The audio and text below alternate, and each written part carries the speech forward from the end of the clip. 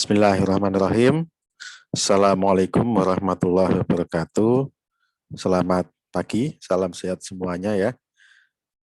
Hari ini kita akan melanjutkan kuliah hidrologi terapan.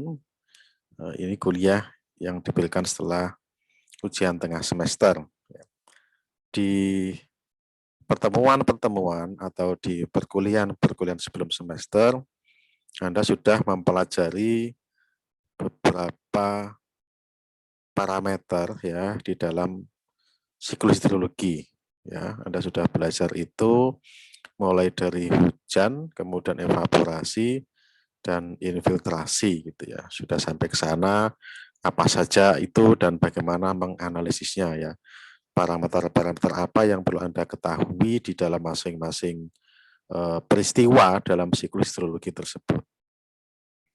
Oke, nah sekarang kita akan melanjutkan mengenai bagaimana parameter-parameter tersebut itu akan berkontribusi atau akan dimanfaatkan untuk kepentingan Anda sebagai seorang insinyur ya. Jadi kalau mereview atau mengulang lagi apa namanya capaian pembelajaran atau capaian lulusan yang harus diperoleh ya, atau digapai di jurusan teknik sipil itu adalah Anda harus mampu menjadi seorang insinyur ya yang mampu mendesain, merancang, merencanakan dan melaksanakan pembangunan infrastruktur ya. Ada beberapa jenis infrastruktur antara lain gedung atau bangunan gitu ya. Kemudian apa namanya? Jalan ya dan bangunan air. Nah, di dalam perencanaan dan perancangan bangunan air sebetulnya ilmu yang mendasari atau yang paling Anda perlukan dapat dikelompokkan menjadi dua ilmu besar ya, yaitu hidrologi dan hidrolika. Jadi hidrologi itu akan bicara mengenai bagaimana suplai air itu diperoleh ya, bagaimana karakteristiknya yang skala lebih luas ya. Sedangkan hidrolika itu pada skala yang lebih mikro ya. Jadi bagaimana perilaku air terhadap bangunan, bagaimana tekanannya, berapa gaya yang bekerja, berapa kecepatannya, lalu perilaku alirannya seperti apa, dan seterusnya. Kalau Anda sudah menguasai dua itu, maka sebetulnya Anda bisa menggunakannya untuk merancang bangunan air ya, tentu dengan skala atau tingkat kerumitan yang berbeda-beda ya, tergantung kepada jenis bangunan airnya. Oleh karena itu penting ya untuk memahami perilaku hidrologi ya dari air ini. Oke, jadi itu. Nah, saya ingin mereview sedikit ya yang sudah Anda pelajari tentang siklus hidrologi. Jadi ini saya ambilkan dari apa? Ini adalah rencana buku yang belum sempat selesai gitu ya. Semoga sih bisa kita selesaikan dalam waktu yang tidak terlalu lama. Oke, jadi ini siklus hidrologi itu ada di sini ya. Dimulai dari mana? Dari sini, dari laut, karena ada sinar matahari, maka airnya menguap yang disebut dengan evaporasi ya. Karena ada perbedaan tekanan dia akan terus menguap. Nah, karena tekanan itu kemudian berkorelasi dengan suhu, maka ketika di atas ya, jadi semakin ke atas itu kan suhu semakin rendah atau semakin turun ya. Karena itu tempat-tempat yang memiliki altitude ya atau ketinggian yang besar atau semakin tinggi maka suhunya semakin dingin. Ya, di pegunungan itu pasti suhunya jauh lebih dingin karena memang ada korelasi antara tekanan dan suhu. Sementara semakin ke atas itu juga tekanannya akan semakin rendah ya. Karena tekanannya semakin rendah, maka massa air itu akan menguap. Seperti evaporasi, kalau di atas dia terkondensasi, dia mengembun ya di sini. Lalu di atmosfer ini ada dinamika yang kemudian terkait dengan distribusi atau keragaman suhu dan tekanan yang itu menciptakan angin, maka air yang terkondensasi ini kemudian dibawa ke tempat yang lain ya, di mana? Di daratan ya. Anda tentu masih ingat ada angin laut gitu ya. Lalu di sana turun menjadi hujan dan seterusnya ya. Kemudian infiltrasi, limpasan, transpirasi, evaporasi dan sebagainya. Ini yang bagian ini sudah Anda pelajari. Nah, di dalam ini ya, kita sebagai insinyur itu di mana kepentingannya ya. Kita tidak terlalu banyak berurusan atau apa namanya, tertarik dengan sini ya. Kita enggak di sini, enggak ya. Jadi evaporasi iya, tetapi tidak di laut ya. Kita mungkin berevaporasi ada di sini ya. Evaporasi dari mana? Dari tanaman, dari tumbuhan, dari apa, badan air ya. Pentingnya apa misalnya belajar evaporasi dan air supaya kita bisa mempertimbangkan atau menghitung keseimbangan massa air di dalam sebuah waduk. Pentingnya apa kita belajar evaporasi dan transpirasi dari apa namanya, pertanian supaya kita bisa menghitung kebutuhan air irigasi dan seterusnya, yang itu juga bagian dari tugas atau bagian dari profesi Anda sebagai seorang insinyur teknik sipil ya. Nah, di sini pun walaupun kita banyak, tetapi ketika Anda itu jadi di sini Anda akan lebih banyak terlibat ya. Nah, di sini ini ya, di antara banyak banyak apa namanya, peristiwa bagian dari hidrologi, ketika Anda berbicara mengenai membangun, merancang bangunan air, maka parameter yang paling dekat yang kita pentingkan adalah di sini, yaitu debit sungai. Ya. Jadi misalnya Anda bangun bendung, Anda selalu pengen tahu berapa debit yang masuk. Ya. Apakah debitnya tetap atau konstan atau berubah-ubah. Atau kalau dia berubah-ubah, bagaimana pola perubahannya dan seterusnya. Ya. Sama halnya juga kalau Anda misalnya akan membuat sebuah atau merancang sebuah sistem drainase ya, maka Anda juga akan bertanya mengenai berapa debit yang harus di-drain atau dikeringkan gitu ya. Waduk juga begitu, karena Anda bicara mengenai berapa volume air yang bisa didistribusikan, ditampung dan didistribusikan, lalu berapa daerah cakupan, berapa jumlah orang yang bisa dilayani misalnya, itu juga akan bicara mengenai aliran yang berada di sungai atau di apa namanya, badan air ini. Ya. Sama juga ketika Anda akan merancang atau merencanakan sistem penyediaan air minum ya, terutama yang itu diambil dari air permukaan, maka keseluruhannya akan berada di sini. Jadi keseluruhan yang bangunan air yang itu memanfaatkan air permukaan, maka Anda akan tertarik dengan berapa besarnya debit yang masuk ke sungai. Ya. Tentu debit ini akan dipengaruhi banyak hal ya. Kalau secara besar maka dia dipengaruhi evaporasi, kondensasi, presipitasi, transpirasi, infiltrasi, apa namanya, perkolasi dan seterusnya ya. Tetapi di antara banyak parameter dalam hidrologi, maka yang berdekat adalah limpasan ya, karena ini yang akan mengalir langsung ke sungai. Nah, kita akan mempelajari pada tahap di sini ya, karena ini mata kuliah hidrologi terapan, jadi kita akan mencoba untuk melihat bagaimana parameter-parameter ini ketika dianalisis itu bisa diterapkan di dalam penggunaannya untuk perencanaan bangunan air. Ya. Jadi itu motivasinya ya. Nah, ini beberapa ya. Oke, saya mau ngambil sedikit dari sini ya. Kalau Anda masih ingat ya, misalnya semua parameter dalam siklus hidrologi itu kan memiliki proses yang itu tergantung kepada keadaan atau lingkungannya ya. Misalnya gini, misalnya kalau air hujan itu jatuh ke daerah yang terbuka, maka ketika jatuh dia akan langsung melanjutkan prosesnya dari presipitasi ke infiltrasi. Ya. Tetapi kalau hujan itu jatuh ke daerah yang bervegetasi misalnya, maka sebelum dia sampai ke muka tanah, dia sudah mencapai dedaunan, pohon-pohonan. Maka ada proses yang disebut dengan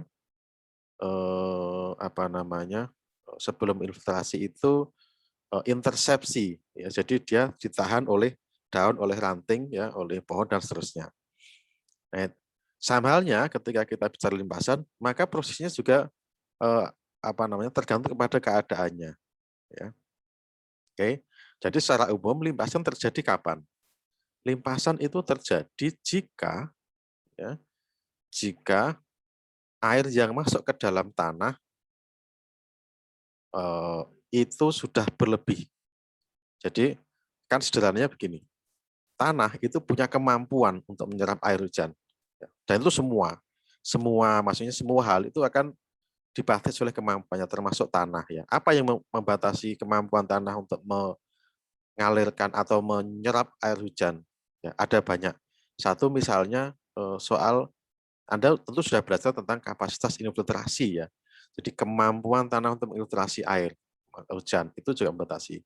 Yang itu dipengaruhi oleh banyak hal. Salah satunya adalah jenis tanah. Dan itu bervariasi dari tempat ke tempat yang lain.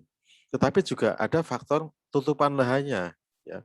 Ketika tutupan lahannya itu berupa vegetasi, maka kemampuan tanah untuk menyerap air itu semakin tinggi. Karena vegetasi dia punya akar masuk ke bawah, akar itu kemudian membuka pori-pori, membuka ruang. Maka ada pori-pori yang lebih besar sehingga kemampuan dia atau permeabilitas tanahnya menjadi lebih tinggi. Tetapi ada faktor juga yang perlu dipertimbangkan, misalnya Anda punya tanah yang sama, Anda punya vegetasi yang sama, hujan turun dengan besar yang sama, itu belum tentu yang terinfiltrasi akan sama. Kenapa? Karena dipengaruhi oleh yang namanya initial soil moisture atau lengas tanah awal.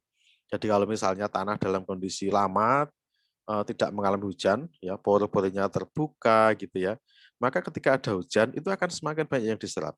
Ya. Tetapi kalau kemudian tanah ini sudah agak penuh, lalu ada hujan dengan besar yang sama, maka yang terserap atau terinfiltrasi menjadi lebih sedikit dan yang melimpas menjadi lebih banyak dan seterusnya, ya. Juga tergantung dipengaruhi oleh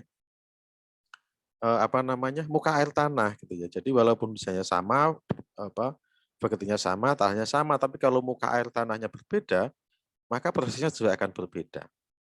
Oke, jadi itu yang mendasari proses limpasan. Oleh karena itu, di dalam ilmu hidrologi kita mengenal dua proses, ya. Ya, yang pertama disebut sebagai infiltration excess overland flow, ya. Jadi ini yang disebut sebagai infiltration excess, ya. Jadi aliran overland flow itu adalah aliran permukaan yang terjadi karena adanya ekses infiltrasi. Ini terjadi ketika, ya, kemampuan infiltrasi tanah sudah terpenuhi. Ya, Anda masih ingat ya, setiap tanah punya namanya kapasitas infiltrasi lapangan gitu ya. Misal nih, kapasitas infiltrasinya adalah 0,07 mm per hari misalnya. Lalu hujan turun dengan besaran 12 mm per hari. Maka ketika pada saat hujan turun di atas 0,7, maka setelah itu terjadi kelebihan, ya. Dan itu kemudian menghasilkan aliran permukaan, ya. Jadi ini proses pertama, yaitu limpasan terjadi karena kapasitas infiltrasinya terlampaui. Oke ya. Ini sering disebut sebagai aliran limpasan Horton, ya. Kenapa? Karena proses ini itu ditemukan oleh namanya Robert E. Horton pada tahun 1933. Oke. Nah, contohnya bisa Anda lihat di gambar berikut ya. Jadi ini jadi di bagian bawah ini mungkin airnya belum penuh ya. Ini muka air tanahnya mungkin masih ada di sini. Ini muka air tanahnya ya sebelum sampai ke sana bisa jadi gini ya. Nah, tapi di sini sudah terlampaui gitu ya sehingga dia terjadi limpasan. Nah, proses yang lain disebut dengan saturation excess overland flow, ya. Jadi kalau yang tadi itu overland flow terjadi karena kapasitas infiltrasinya terlampaui. Kalau yang ini terjadi karena tanah sudah dalam kondisi jenuh atau saturate. Ya, saturate itu jenuh. Ini adalah aliran permukaan jadi karena ekses dari tanah yang sudah jenuh ya. Oke. Jadi ini saturation excess overland flow.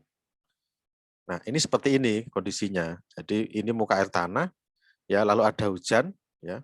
Ketika hujan ini masuk ya, kemudian menambah muka air tanah, dia berlebihan di sini, maka ini kemudian terjadi limpasan.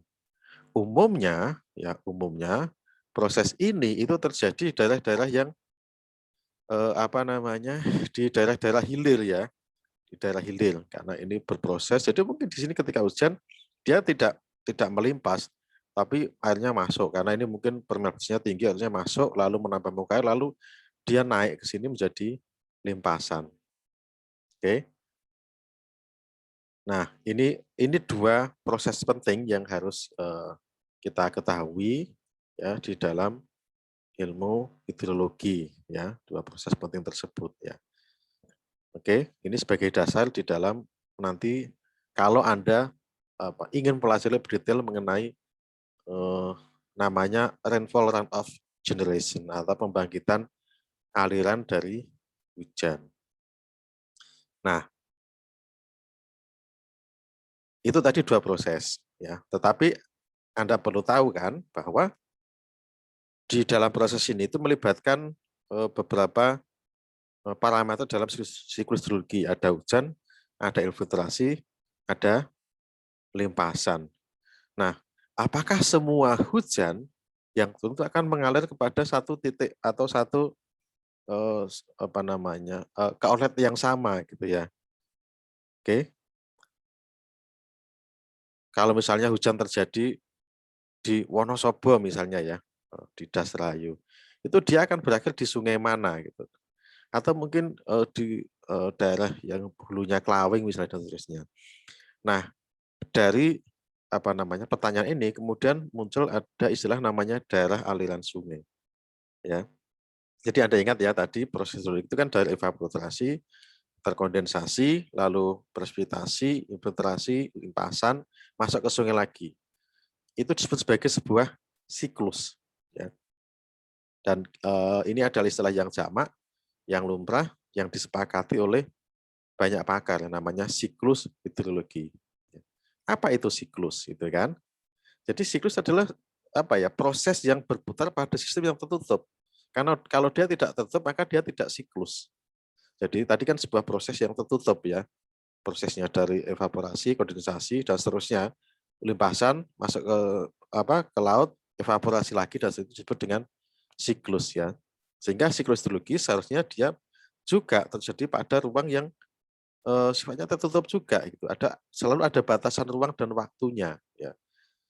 Ada batasan ruang dan waktunya. Nah, kita bicara mengenai batasan ruangnya itu apa gitu, bahwa sebuah siklus itu akan terjadi. Nah, batasan ruangnya adalah das, namanya daerah aliran sungai, yaitu ya kalau kita berkaca atau menggunakan pendekatan tadi siklus hidrologi, maka kita dapat mendefinisikan daerah aliran sungai itu adalah daerah di mana siklus hidrologi itu terjadi secara alamiah. Ya, terjadi secara alamiah. Kenapa kita bicara secara alamiah? Karena ada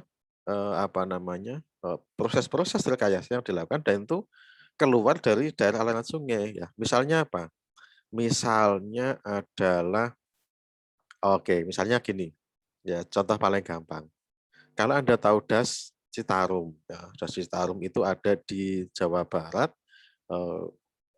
Waduk yang terkenal ada Waduk Jatiluhur ya. Itu terkenal karena dia besar, ada PLTA-nya di sana gitu ya. Tetapi di atas itu ada juga waduk namanya Saguling dan Cirata yang itu menjadi cascade ya, waduk gitu ya. Dia berada di daerah, kalau Jatiluhur ada di daerah Purwakarta, Saguling Cirata ke arah selatan mungkin dekat dengan Bandung ya. Das Citarum itu akhirnya mengalir melalui Sungai Citarum ke bawah untuk mengaliri pertanian di daerah Subang, Kerawang dan seterusnya ya. Tetapi ada sebagian air dari Das Citarum itu yang dipakai untuk mensuplai kebutuhan air bersih di kota Jakarta. Padahal Jakarta itu masuk ke dalam das besarnya itu adalah WS-nya adalah Ciliwung Cisadane. Itu das yang berbeda dengan Das Citarum.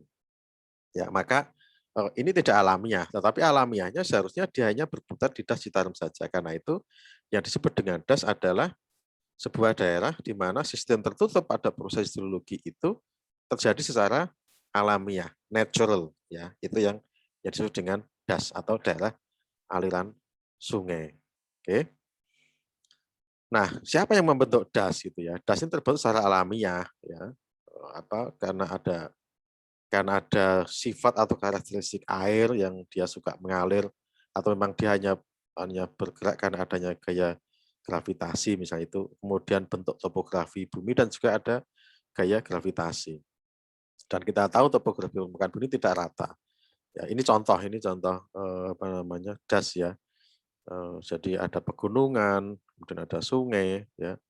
Ini besar-besar nggak? Oh, bisa. Oke, jadi di sini. Nah, ini contoh das ya. Dia ada anak sungai. Nah, ini das di mana disebut das? Apakah yang kota ini gitu ya? Atau yang mana gitu ya? Yang disebut dengan das.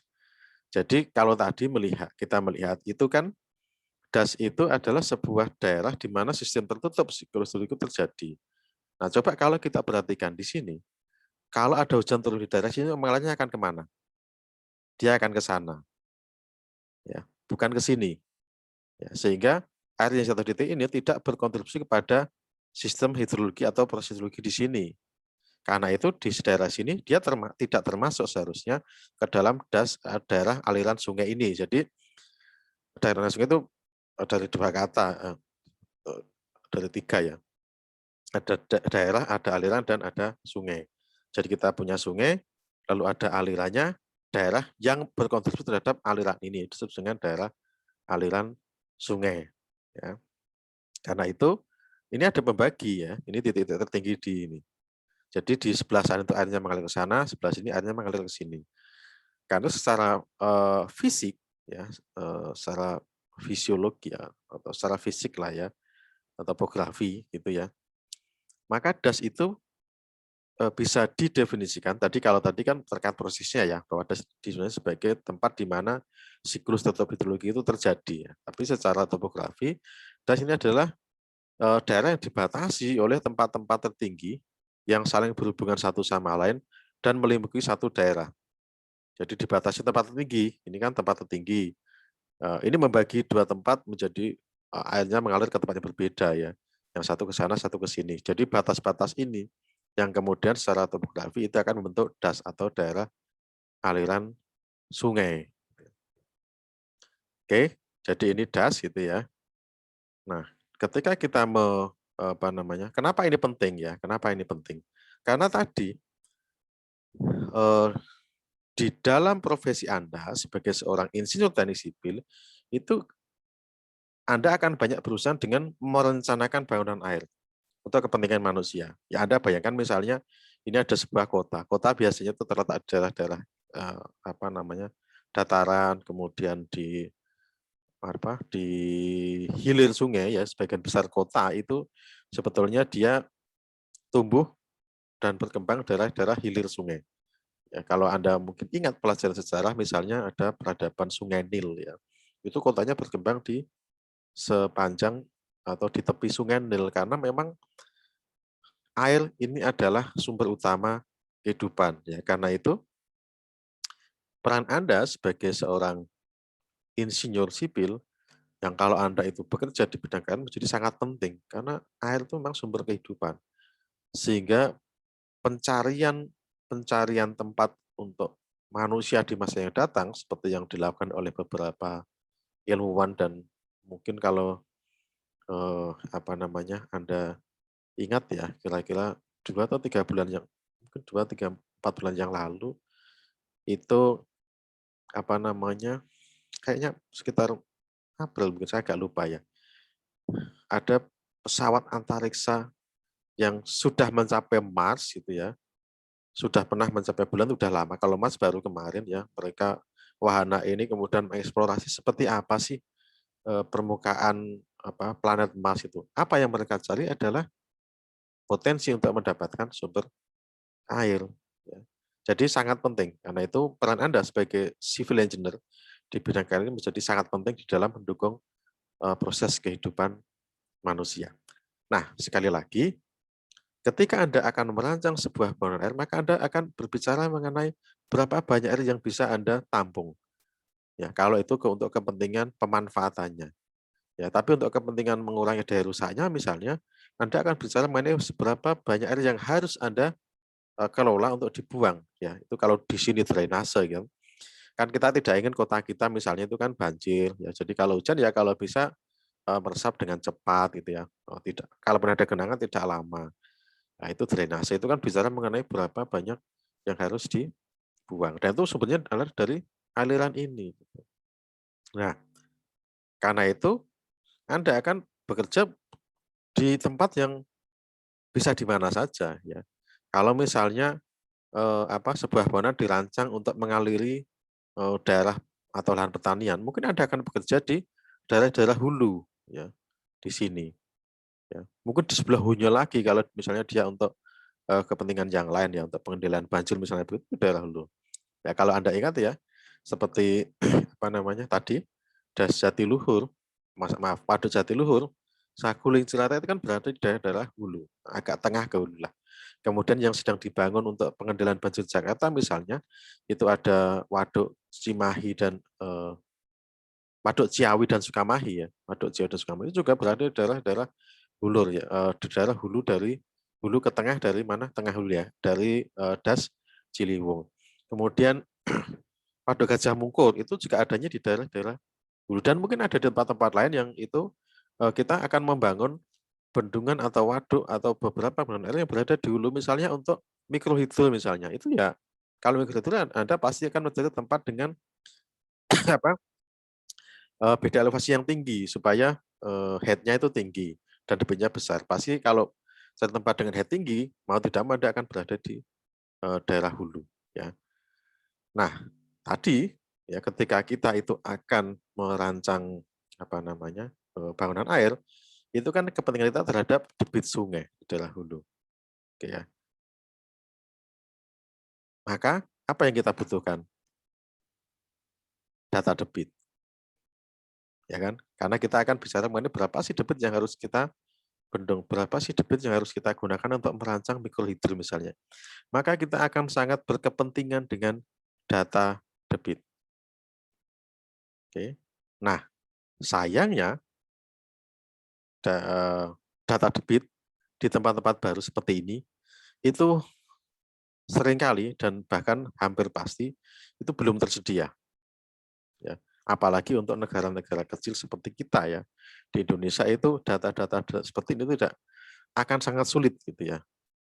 Karena itu penting untuk memahami proses rainfall of generation itu. Ya. Karena apa?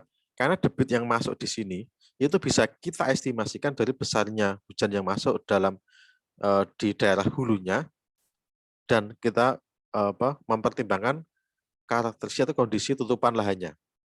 Itu bisa diestimasikan di sana. Yang namanya model hujan aliran. Nanti akan kita belajar itu ya. Oke, jadi seringkali nggak ada. Kalau kemudian kita melakukan pengukuran, kita tidak cukup melakukan pengukuran sekali gitu.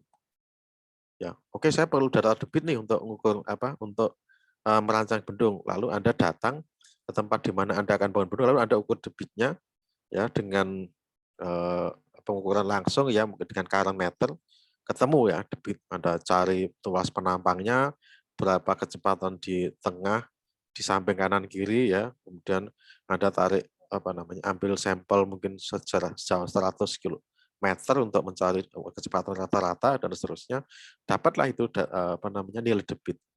Tetapi itu tidak cukup ya. Kalau Anda hanya melakukan satu pengukuran, itu tidak cukup untuk mengatakan bahwa debitnya sebesar itu. Kenapa? Karena debit air itu berfluktuasi, ya, tidak sama antara satu waktu dengan waktu yang lain. Ya. Karena apa? Hujannya juga bervariasi. Di Indonesia kita punya dua musim, yaitu musim hujan dan musim kemarau. Ya.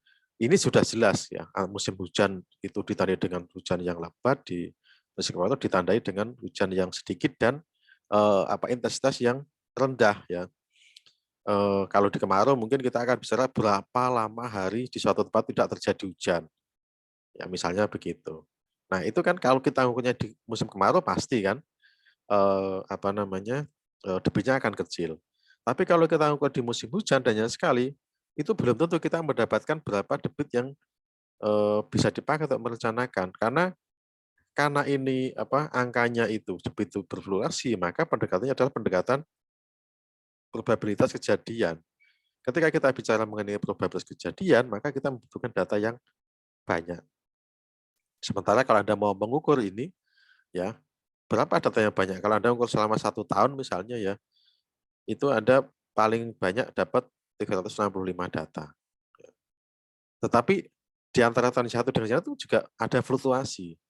Jadi misalnya Anda mungkin sering mengamati atau mungkin sering mendengarkan berita bahwa baru saja itu BMKG misalnya merilis peringatan kepada seluruh masyarakat di Indonesia untuk mewaspadai. Saya juga ikutan beri peringatan ya, mewaspadai dampak La Nina. Ya, gitu. Ini agak jauh ya, tetapi saya kira Anda sering mendengarkan itu ya, dampak La Nina. Apa itu La Nina? La Nina adalah sebuah fenomena di mana ditandai dengan kejadian banyaknya hujan dengan curah hujan yang tinggi, ya intensitasnya sering dan tinggi. Dan itu juga dia tidak setiap tahun. Jadi kalau dulu mungkin antara 5 sampai 8 tahun sekali hujan dengan tinggi terjadi, sekarang itu mungkin 3 sampai 5 tahun sekali. Tapi kita tidak tahu ya tahun itu terjadi kapan gitu ya. Sehingga kalau Anda hanya ngukur debit satu tempat selama 1 tahun saja, jangan-jangan ini pas bukan La Nina gitu. Pas ternyata waktunya El Nino, di mana kalau El Nino itu maka curah hujannya juga rendah gitu. Karena itu biasanya untuk apa namanya menentukan berapakah debit rancangannya ya. Ini saya mulai masuk ke apa istilah debit rancangan ya, karena nanti ketika Anda itu mendesain bangunan air itu maka ada istilahnya debit rancangan. Debit yang dipakai untuk menentukan dimensi bangunan airnya. Oke ya. Maka kalau Anda hanya punya satuan maka tidak cukup, karena tidak cukup menggambarkan apa namanya dinamika perubahan debitnya ya. Ya kalau pas dapat tahun yang sangat basah mungkin Anda akan beruntung, bangunan Anda akan aman. Tapi kalau Anda ukur pas tahun yang tidak pas atau tahun kering, maka debit yang masuk itu bangunan Anda akan mengunderestimate debitnya. Karena itu penting ya, biasanya ini butuh waktu yang lama ya, minimal ya kalau kalau mau bagus sih antara 20 sampai 30 tahun, tetapi ini kan sulit gitu ya. Kalau pengukuran langsung ini kalau Anda melakukan 10 tahun itu maka Anda punya rencana sekarang itu baru 10 tahun kemudian Anda baru bisa membangun. Karena itu biasanya debit rancangan didekati dengan pengenalan kita terhadap pemodelan hujan aliran tadi itu. Ya, jadi kenapa demikian? Karena data hujan itu ketersediaannya jauh lebih baik dibandingkan data debit. Ya, sekali lagi data hujan itu ketersediaannya jauh lebih baik dibandingkan data debit. Sebagai gambaran ya stasiun hujan di Indonesia itu jauh lebih banyak dibandingkan stasiun pengukuran air atau pos duga air, dan itu bisa dimanfaatkan untuk memperkirakan besarnya debit, dan itu sudah diukur dalam waktu yang lama gitu. Bahkan sekarang juga banyak kalau kita bicara pada skala apa yang lebih besar, maksudnya skala ruang yang lebih besar ya, itu sudah banyak data-data hujan yang tersedia dalam jangka waktu yang lama dan itu melingkupi banyak tempat ya, dan sumber datanya juga bermacam-macam. Terutama kalau sekarang saya kira sudah banyak sumber data hujan dari satellite produk ya, jadi produk satelit ya. Itu sudah banyak, misalnya apa, kalau sekarang punya Global Precipitation Message itu punya NASA, itu juga mengukur. Kemudian kita juga banyak ya di Indonesia punya terkoneksi juga. Kemudian ada Himawari punyanya Jepang dan seterusnya. Mereka punya produk hujan yang apa namanya mengestimasi ya pesan hujan, walaupun tentu ada bias ya, ada bias di antara hujan yang sesungguhnya dengan hujan hasil pengukuran satelit. Tetapi pengukuran di dasar pun di dasar bukan di dasar, pengukuran di darat pun atau ground measurement itu yang Anda sudah belajar mengenai bagaimana hujan diukur ya, harusnya sudah ya. Coba nanti kita lihat. Itu juga memiliki kelemahan karena dia diukur spot by spot, jadi tidak bisa menggambarkan keragaman spasial dari hujan itu. Nah, karena itu kita perlu mempelajari model hujan aliran. Yang itu salah satu yang akan kita pelajari pada materi setelah UTS. Oke, nanti akan kita pelajari. Tetapi yang perlu diingat adalah ketika kita berbicara atau kita akan mengkaji atau mengestimasi besarnya debit menggunakan model hujan aliran, maka inputnya adalah hujan, ya kan? Karena hujan itu sederhana, hujan aliran itu. Jadi ada banyak pendekatan ya, misalnya di sini Anda punya jadi ini hujan, ya, ini hujan baik ya, di limpasan kan modelnya ada di sini. Jadi bagaimana hujan masuk ke dalam model menghasilkan limpasan. Itu prinsip dasar dari model hujan aliran. Ya.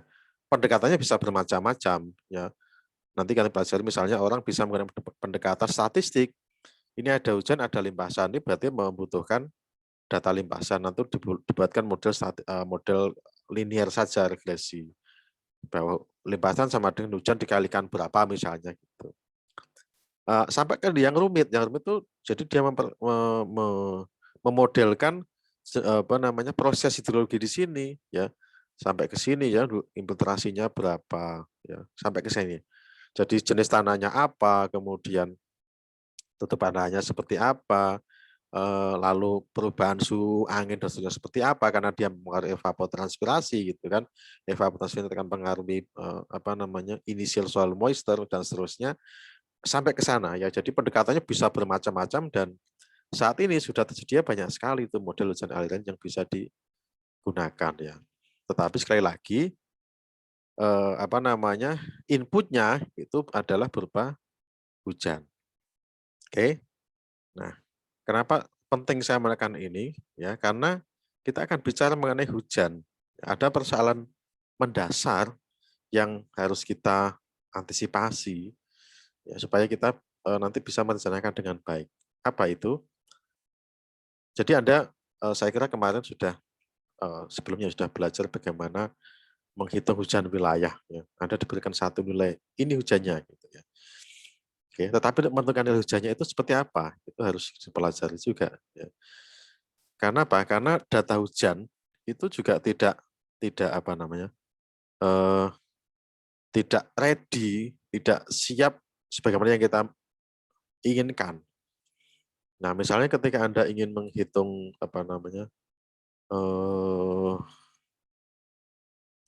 hujan wilayah, ya. Tadi kan kita perlu data hujan yang panjang kan itu kan. Kalau kita mau tadi membuat hujan aliran untuk menggunakan skala waktu sampai 10-20 tahun itu ya. Nah, kita perlu misalnya ya itu kan dimulai dari menentukan berapa besarnya hujan harian maksimum dalam satu tempat. Tetapi kenyataannya data itu tidak semuanya tersedia ya. Jadi ini yang terjadi. Ya, kenapa? Karena banyak sekali data-data yang kadang-kadang tidak tercatat ya. Data-data yang hilang.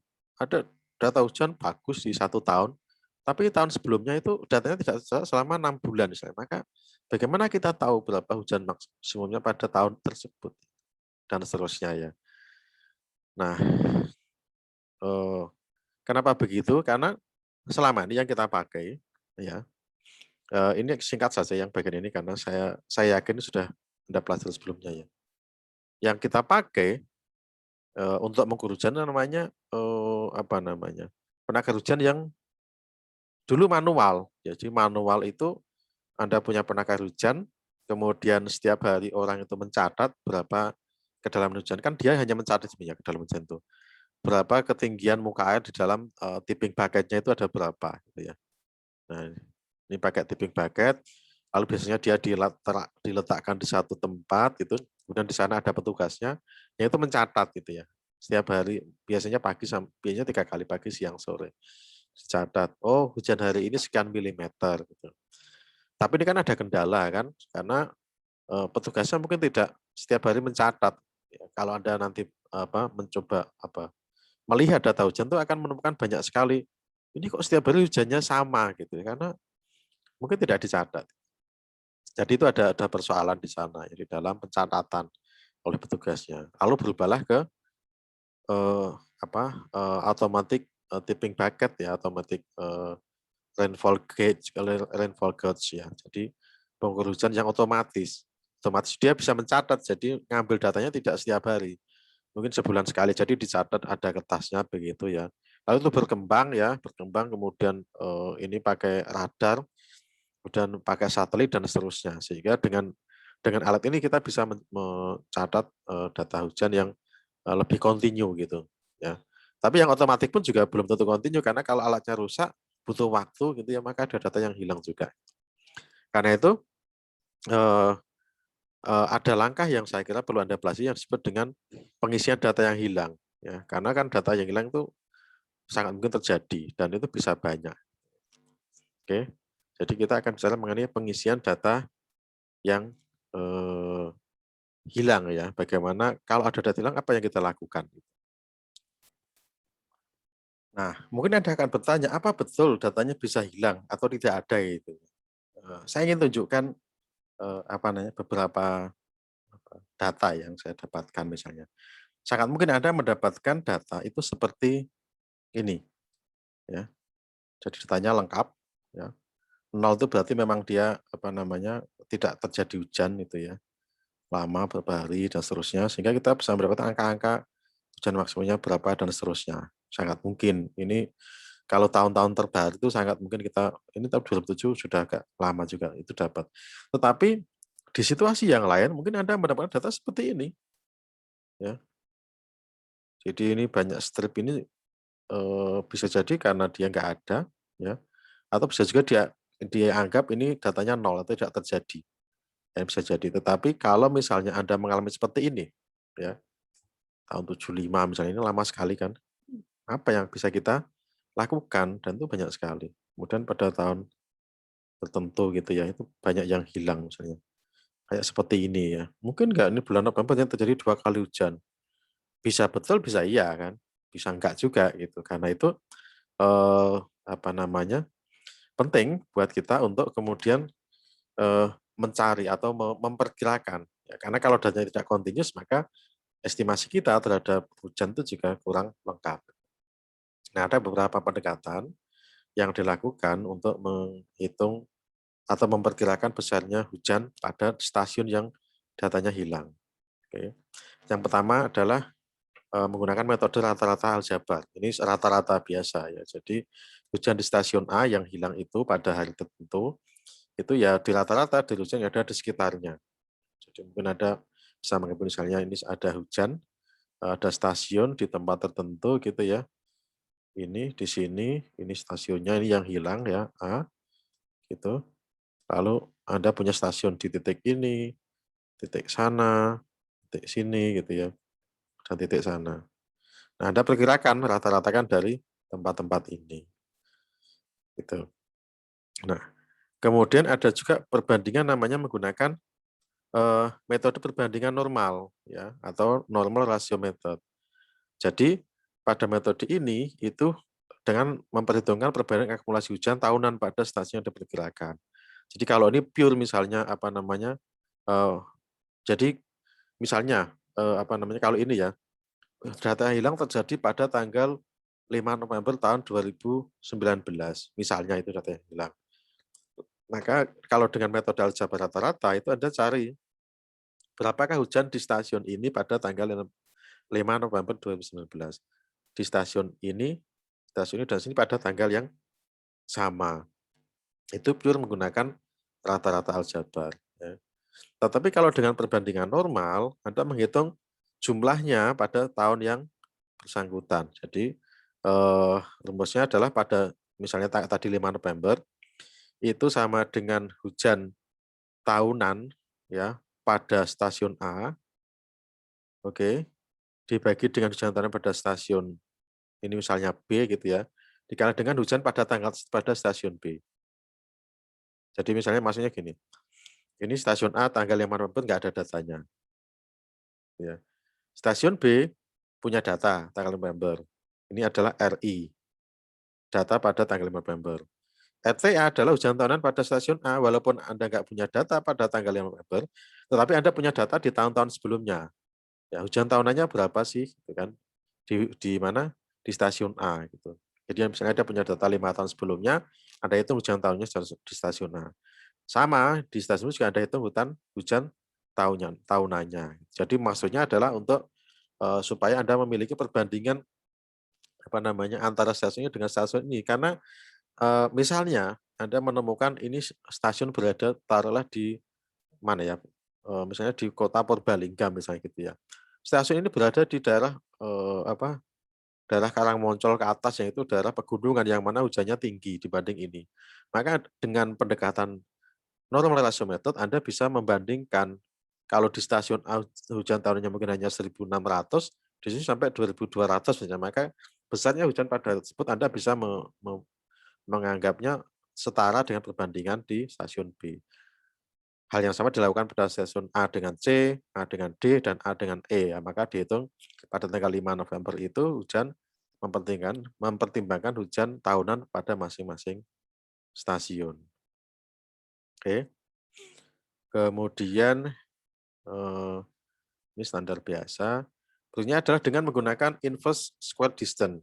Jadi kalau pada normal rasio itu Anda tidak terpengaruh. Jadi kalau misalnya data Anda misalnya ya, ini stasiun A di Purbalingga, ini Karangmoncol agak dekat, kalau ini Cilacap yang agak jauh, ini Kebumen gitu ya.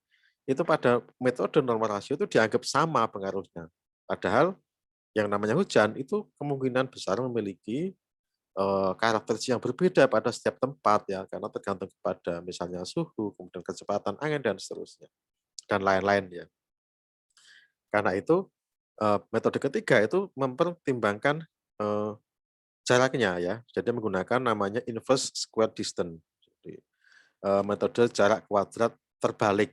Maksudnya terbalik adalah kalau jaraknya semakin jauh, maka pengaruhnya semakin kecil. Jaraknya semakin dekat, pengaruhnya semakin besar. Maksudnya itu kalau kita punya data stasiun hujan di tempat yang agak dekat, maka kita bisa mengasumsikan bahwa karakteristiknya akan sama. Jadi misalnya ternyata stasiun ini Purbalingga, ya, Anda punya lagi stasiun di Bukateja misalnya kan cukup dekat, maka sangat mungkin ketika pada hari itu di Bukateja hujan, di Purbalingga juga hujan, tapi belum tentu di Karangmoncol juga hujan misalnya gitu ya. Nah itu pentingnya untuk memasukkan faktor jarak. Ya, jadi asumsinya adalah semakin dekat stasiun yang diperkirakan dengan data stasiun di mana data sudah semakin itu, maka kemungkinan kemiripannya akan semakin besar. Jadi dengan metode ini itu hujan titik A tadi itu dihitung sebagai jumlah dari hujan dibagi dengan jarak, ya. Kenapa dibagi dengan jarak? Karena tadi, supaya kalau jaraknya semakin jauh itu, pengaruhnya semakin kecil. Dibagi dengan 1 per jaraknya. Ya, ini namanya inverse square distance. Ya, dan ini, pada metode ini maka Anda harus menghitung tuh, jaraknya itu berapa ya, dan itu bisa dilakukan. Oke. Nah, begitu kita sudah dapat data, ya, dapat mengisi semua gitu ya. Kita perlu menguji, kalau ini sudah pendekatan statistik ya, apakah data yang kita peroleh itu bisa kita pakai untuk analisis ya. Kenapa? Ya walaupun misalnya kita dapat data dari petugas atau data dari stasiun pengukuran, tetapi kita tahu bahwa potensi-potensi terjadi kekeliruan dalam pengukuran itu sangat mungkin ya. Seperti tadi, eee, apa, ada data yang nilainya mungkin mirip dan seterusnya ya, atau mungkin banyak yang hilang. Kalau hilang-hilang pun harus kita estimasi juga. Karena itu kita perlu uji datanya. Namanya menggunakan uji konsistensi. Ada banyak metode sebetulnya ya. Tetapi di sini kita akan belajar satu namanya Rescale Adjusted Partial Sums atau RAPS ya. Jadi metodenya ini sederhana ya. Jadi metode eh, kita akan belajar dua ya. Satunya RPS, yang satunya adalah pakai kurva massa ganda atau double mass curve ya di sini. RPS itu Anda menghitung membandingkan variabel nanti ada namanya R dan ada namanya Q ya. itu dibandingkan dengan nilai kritiknya. Jadi Anda menghitung simpangan baku, kemudian SK dan seterusnya ini ya, S star ini, lalu Anda menghitung nilainya ya, X barnya ini nilai tadi seluruh data dibandingkan dengan untuk menghitung ini nilai R dan nilai Q ya. Jadi misal ini R ini adalah maksimum dari nilai absolut S double star dikurangi dengan minimum S double star ya. Q adalah nilai maksimumnya, lalu Anda menghitung S double-nya adalah simpangan bakunya, DY ini simpangan baku ya. Ini XI dikurangi X bar dikurangi dengan simpangan dibagi dengan simpangan baku. X bar ini adalah nilai rata-rata gitu ya. Anda menghitung nilai R dan menghitung nilai Q. Dua ini lalu dibandingkan ya. Biasanya kita salah satunya menggunakan nilai Q, kalau nilai Q ini dasarnya. Jadi ada parameter yang akan diuji ya. Tergantung pada jumlah datanya dan tergantung kepada seberapa besar tingkat kesalahan yang Anda rencanakan. Jadi misalnya data 10 kemudian dengan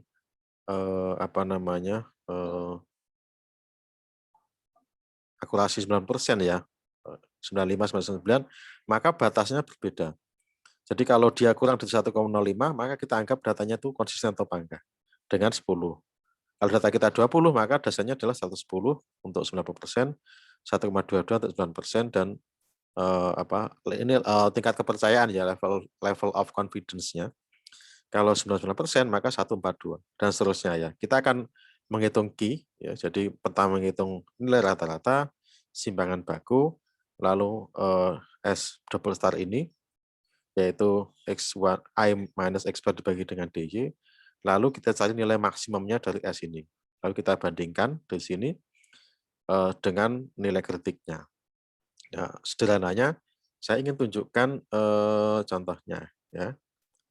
Jadi misalnya saya punya data hujan di ini di stasiun Gudian ya.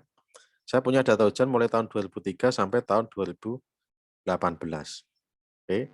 Tadi ingat ya, pertama kita menghitung nilai rata-rata. Ini gampang kan, average kalau pakai Excel ya. Ini jumlahnya, jumlah datanya adalah 16. Simpangan baku di Excel juga gampang ya, pakai stdef gitu ya, data ini. Lalu kita menghitung ini. Ya. Caranya menghitung ini dulu. SK ini, SK itu adalah XI, ya ini dikurangi dengan rata-rata B19. Ya. Tadi kan ada faktor tadi XI minus X ya. Ini kan, maaf. Ini ya, XI minus X bar. Lalu dijumlahkan, dikumulatifkan, ya kan. Lalu dibagi dengan simpangan baku. Maka kita lakukan itu. Maaf, ini di sini. Ya. Ini XI minus X bar, X ini dikurangi X bar, lalu dijumlahkan, ya, dikumulatifkan seperti ini sama dengan ini adalah ini ditambah dengan ini gitu ya. Ini adalah ini ditambah dengan ini dan seterusnya ya. Ini dengan ini gitu. Maaf, ini adalah D4. Terusnya kita dapatkan setiap tahunnya ya. Lalu kita menghitung ini SK double star ya. Oke. Ini adalah tadi yang ini kumulatifnya ini dibagi dengan standar baku atau simpangan baku. Jadi C2 ini dibagi dengan simpangan baku ya. C2 dibagi ini B20 dapat ini ya. Lalu kita kumulatifkan ya, ditambah seperti tadi, lalu kita hitung nilai absolutnya. Ini misalnya kumulasinya minus 0,41, absolutnya tentu saja plus. Semuanya plus, lalu kan dicari tadi Q sama dengan maksimum dari absolut S star. Ya. Jadi maksimumnya berapa sini? Maksimumnya adalah 4, maaf. Maksimumnya adalah 4,955. Lalu dibagi dengan akar N. N adalah jumlah data, kita dapat 1,239. Sementara tadi kalau kita menggunakan level on confidence atau tingkat kepercayaan berapa tadi? Misal ya 95%. 95% atau berapa? Saya lupa. Tapi kan tadi N-nya 16. Karena 16 nggak ada, maka ada interpolasi. Kalau Anda menggunakan level of confidence-nya 95%, ini saya gunakan berapa, saya lupa ini. 1,075, sepertinya saya menggunakan ini ya, 90%. 16 di 1,075, maka di stasiun ini, yang ini tadi, ini lebih besar, sehingga datanya tidak pangkat atau tidak konsisten. Di tempat lain kita menemukan nilainya lebih kecil, sehingga dianggap konsisten. Yaitu cara menguji konsistensi. Oke. Nah, berikutnya bisa juga menggunakan kurva massa ganda. Jadi ini dilakukan pada luasnya yang relatif kecil ya, karena kalau luasnya kecil diasumsikan kumulatif musimannya atau totalnya dianggap sama. Jadi tinggal menguji seperti ini. Ya. Jadi kumulatif pada stasiun X, lalu pada di sekitar stasiun X ya, di sekitarnya seperti apa gitu ya.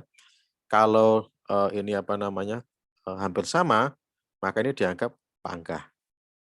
Jadi itu cara menentukan konsistensi dari data yang akan kita gunakan untuk analisis. Nah, berikutnya itu adalah uji outlier ya. Outlier itu maksudnya kan sangat mungkin misalnya ketika kita punya data, lalu ada data yang salah dan itu menyimpang jauh. Itu kalau kemudian digunakan untuk menghitung rata-rata, maka kita akan salah dalam mengambil kesimpulan rata-ratanya itu berapa. Gitu. Karena itu perlu diuji outlier-nya. Gitu ya. Jadi outlier itu adalah data yang dia menyimpang dari populasi ya, sangat ekstrim. Sehingga datanya menjadi bias, sehingga kita tidak bisa mendapatkan gambaran sesungguhnya dari populasi data tersebut. Ya. Ada beberapa metode ya. Yang pertama kita bisa menggunakan uji Grabspec ya, atau uji GB ini. Itu dihitung dengan membandingkan antara adakah data di dalam tadi populasi kita itu yang itu lebih besar atau lebih kecil daripada batas atas dan batas bawah ya. Jadi XH ini adalah X pada high itu berarti tinggi atau batas atas, L ini low berarti batas bawah ya. Sama dengan E pangkat X bar ini adalah rata-rata plus minus KN. KN dihitung dengan ini ya, di mana N adalah jumlah data. Jadi minus 3,62201 plus 6,28446 N pangkat seperempat dikurangi 2,4983 N pangkat setengah plus 0,491436 N pangkat 3/4 dikurangi 0,03911 N pangkat 1. Ini menghitung KN. S ini adalah simpangan baku atau standar deviasi dari datanya. N jumlah data. Kalau kita menghitung H atau HI, maka ini kita menggunakan tanda plusnya. Kalau kita menghitung yang batas bawah, kita menggunakan tanda minusnya. Jadi ini gampang ya, Anda cuma menghitung standar deviasi, nilai rata-rata, lalu menghitung KN yang itu berdasarkan pada jumlah data. Saya akan nanti aja yang ini, memberikan contoh ya, misalnya gini, ya ini saya punya data cukup banyak tadi ya, tahun 2003 sampai 2018 di beberapa stasiun. Nah, ini kan datanya seperti ini populasinya. Tadi menghitung rata-rata, pakai average, simpangan baku, jumlah data 16, ngitung KN-nya dengan rumus tadi itu, minus 3,6 dan seterusnya, kita dapatkan KN-nya 2,28. Lalu XH-nya kan gampang, yaitu E pangkat KN ya. Ini B18 ditambah dengan B21 KN kali S ya. Oke. Tadi E pangkat ya. Karena E pangkat harusnya ini E semua. Kemudian kalau dikembalikan akan menjadi seperti ini ya. Nah, kita dapatkan ini 214 batas atasnya, 15 batas bawahnya ya. Kita cari ada enggak data ini yang lebih dari 214 dan kurang dari 15 ya. Ternyata enggak ada. Maka ini tidak ada yang outlier gitu ya. Jadi kita oke, kalau enggak ada berarti datanya bisa kita pakai dong. Nah, kemudian cara berikutnya adalah menggunakan box plot ya. Box plot ini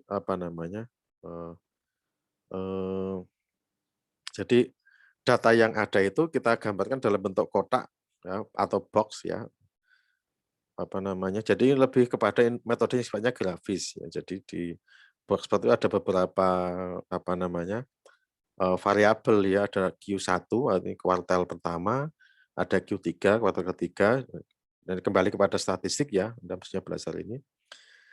Lalu dari sana kita menghitung interkuartal range ya, IGR, itu Q3 dikurangi dengan Q1, yang ini disebut dengan whisker atau kumis ya. Oke, lalu kita cari adakah data yang di luar itu. Gitu. Misalnya seperti ini kalau kita apa namanya. Jadi ini box plotnya. Kalau di luar ini, di luar yang IGR ini, maka dia outlier. Di luar ini maka dia outlier. Ya, ini apa namanya? Ini cara